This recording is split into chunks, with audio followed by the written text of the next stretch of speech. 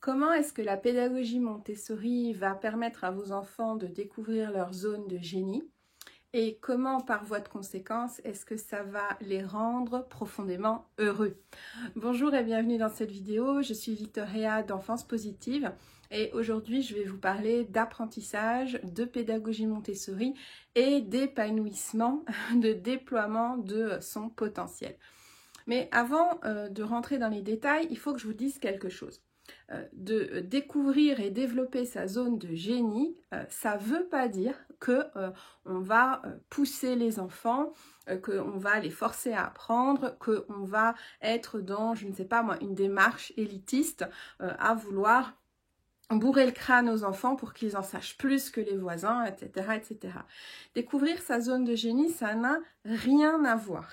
Et justement, je vais commencer par vous dire ce que j'entends personnellement par zone de génie. Quand un enfant évolue dans un environnement qui fonctionne avec la pédagogie Montessori, donc que ce soit à la maison ou que ce soit en classe, il va y avoir un système particulier qui est mis en place. C'est-à-dire qu'il y a du matériel qui est à disposition. Et ce matériel, j'en parlais la semaine dernière dans la vidéo qui vous expliquait tout ce qu'un enfant de 3 à 6 ans potentiellement pouvait apprendre dans une classe Montessori. Eh bien, ce matériel qui est mis à disposition va permettre à l'enfant d'aller aussi loin que ce qu'il a besoin d'aller. Donc, ça veut dire quoi? Si à un moment donné, un enfant se passionne pour les arbres, je dis un exemple, se passionne pour les arbres, eh bien, dans l'environnement à l'intérieur, bien évidemment, l'idée c'est de sortir, mais une fois qu'il sera de retour en classe ou à la maison, il va trouver dans cet environnement-là tout le matériel nécessaire pour aller aussi loin qu'il veut sans absolument aucune limite. D'accord? Donc, il va avoir du matériel Montessori, il va avoir des livres, il va avoir toutes les mises en paire, les nomenclatures, des affiches, bref, un ensemble de ressources colossales. Est-ce que ça veut dire, c'est ce que je vous expliquais dans la vidéo de la semaine dernière, est-ce que ça veut dire que tous les enfants de 3 à 6 ans vont finir par apprendre le nom des différents limbes, les parties d'une racine, les parties d'une fleur, les parties d'une feuille? Non, bien sûr que non. Il y a même plein d'enfants qui finiront leur maternelle Montessori, peut-être même sans avoir ouvert le cabinet botanique. Mais c'est pas ça qui est important. Ce qui est important, c'est que si un enfant se découvre une passion pour ça, eh bien qu'il va pouvoir y aller à fond. Et c'est de ça dont finalement l'enfant a besoin. L'être humain fonctionne à l'enthousiasme. Tous les êtres humains, vous aussi, moi aussi, on fonctionne tous à l'enthousiasme. Fonctionner à l'enthousiasme, qu'est-ce que ça veut dire? Ça veut dire qu'à un moment donné, il y a un truc qui va vous passionner. Je prends toujours l'exemple, Anaïs, voilà, je parle de toi. Je prends toujours l'exemple d'Anaïs qui est une copine de fac. Anaïs, elle s'est passionnée pour la pâtisserie. Et donc, elle a commencé à pâtisser pour elle, pour son mari, à la maison. Et régulièrement, elle poste des photos sur son Facebook. Hein. Nous sommes encore en contact via Facebook. Et parfois, elle râle parce qu'elle rate sa meringue. Je rigole toujours quand je vois qu'elle râle parce qu'elle rate sa meringue. Mais elle réessaye. Et elle fait, avec les années, des pâtisseries de plus en plus élaborées. Moi, à chaque fois, je bave devant ces pâtisseries. J'adorerais pouvoir faire ça et pouvoir les goûter, bien évidemment. Elle est plus compétente que la plupart des gens que je connais en termes de pâtisserie. Pourquoi? Tout simplement parce qu'elle est passionnée par ça. Ça, c'est quelque chose qui la nourrit, c'est quelque chose qui l'enthousiasme. Donc, comme ça l'enthousiasme, elle est motivée. Elle est allée acheter du matériel, elle est allée chercher des recettes, elle a expérimenté les recettes, elle s'est ratée et elle a recommencé, et elle s'est ratée et elle a recommencé. Et vous savez quoi, elle s'est ratée encore et elle a recommencé encore. Et au fur et à mesure de ses échecs, au fur et à mesure de ses tentatives, elle s'est améliorée. Et plus elle a essayé de s'améliorer et plus elle est devenue compétente. Et à un moment donné, elle est devenue tellement compétente qu'elle peut maintenant inventer des recettes, jouer sur les goûts, les textures, faire des associations assez créatives, on va dire, que quelqu'un comme moi, qui se contente juste d'aimer manger la pâtisserie, ne va pas forcément avoir. Voilà. Et en fait, en tant qu'être humain, peu importe notre âge, on fonctionne tout le temps comme ça.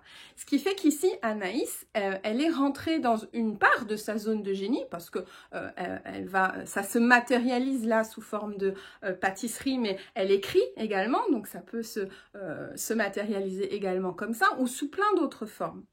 Et sa créativité ici, elle se manifeste, voilà, avec la pâtisserie. Ce qui veut dire quoi? Ce qui veut dire que lorsque chez un enfant, on observe un enthousiasme, quel qu'il soit. L'idée de la pédagogie Montessori, c'est de le nourrir à fond, cet enthousiasme, en proposant du matériel, sans limiter l'enfant par un programme, par un planning, par des considérations d'adulte, j'ai envie de dire. Et de le laisser aller à fond, j'ai envie de dire, dans son délire. Comme nous, à un moment donné, on se passionne pour quelque chose et on va lire, on va regarder des vidéos, on se lance à fond dans quelque chose.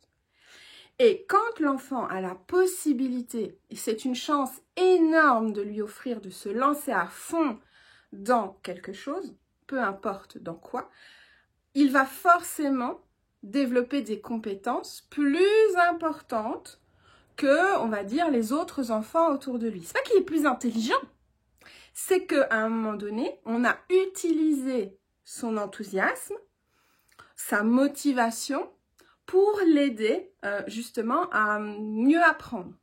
Et ça, fatalement, c'est très épanouissant pour l'être humain de faire ce qu'on aime.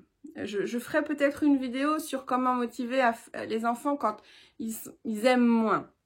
Mais quand un enfant peut s'adonner à son enthousiasme, c'est très épanouissant pour lui. Comme c'est très épanouissant pour Anaïs de faire de la pâtisserie, comme moi, par exemple, j'adore écrire, c'est très épanouissant pour moi d'écrire. Donc, quand on peut s'adonner à sa passion, forcément, on est épanoui, ce qui va avoir l'avantage d'être heureux au passage, c'est quand même pas totalement anodin le truc, hein. Et en plus, ce bonheur-là, ce plaisir, ces endorphines, cette dopamine qu'on va ressentir, ça va activer la zone de la récompense dans le cerveau. Ce qui va faire qu'on va en vouloir encore plus. Et donc, on va plonger encore plus dans le truc. Donc, pour que les enfants développent comme ça des compétences un peu extraordinaires, ça sert à rien de les pousser, ça sert à rien de faire du bachotage. Ça, c'est les meilleurs moyens pour pas y arriver. Le meilleur moyen, c'est d'observer quelle est la petite flamme ici qui s'allume et de donner le plus de matériel possible et le plus de liberté possible d'exploration autour de ce matériel pour que de cette petite flamme, ça fasse un grand feu. C'est quelque chose dont je parle très souvent dans mes emails. Donc, je vous ai dit que j'adorais écrire. J'écris un email par jour, donc du lundi au vendredi, sur la pédagogie Montessori.